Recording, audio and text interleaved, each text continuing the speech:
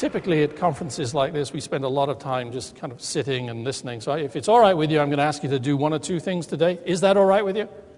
Okay. So we're going to model for you what we'd like you to do. Ted, are you right or left-handed? Right-handed. Hold my wrist, if you would, with your right hand. Okay. Put your left hand here.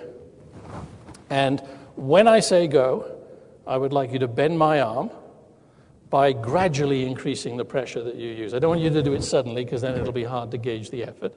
And what I'm going to do is I'm going to try and keep my arm straight. And I'm going to try and gauge the amount of effort it takes for me to keep my arm straight. Now, you're with Oracle? You're with Oracle? Okay, and I know a little bit about the culture at Oracle. So, Ted, let's be very clear. I want my arm bent this way. I don't want you doing stuff like All right, off you go.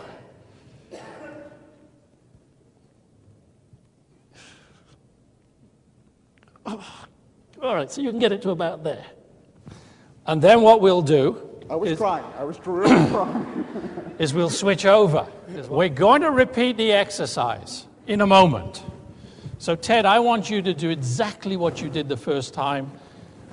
Just keep increasing the effort you use and get my arm bent as far as you can. But what I'm going to do this time is I'm going to imagine I have a light beam coming out of my fingers, like a laser beam.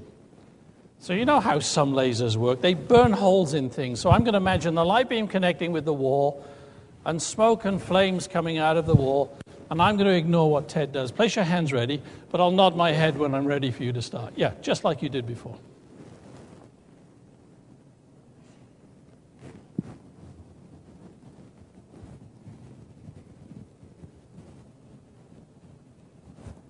Yeah, I'm ready. Yeah. Now, be careful because you competitors, because of what you've just seen, you're going to be sorely tempted to change what you do. How many of you had a similar experience to the one that Ted and I had, that it was either a little easier to keep your arm straight the second time and or harder to bend your partner's arm? Can I get a show of hands? All right, let me walk you through what's happening there. The first time you did it, how many of you felt yourself or saw your partner tighten up some of their face muscles? Again, let's get a show of hands, because as intelligent people, we know how important these muscles are in terms of keeping your elbows straight. How many of you clenched your fist the first time? Okay, physiologists will tell you the muscles that work the fist have a 2 or 3% effect on the elbow.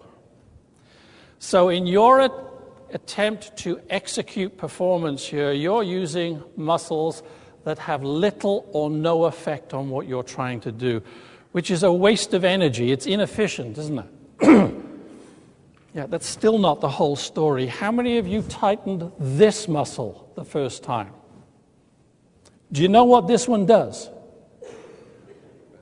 Yes, thank you for the gesture. Its sole purpose is to bend the elbow, which is the very thing that you're trying to prevent.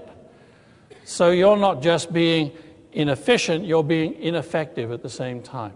So what we did the second time is we changed your mental state to a state of focus, which I've come to believe is the defining difference around human performance.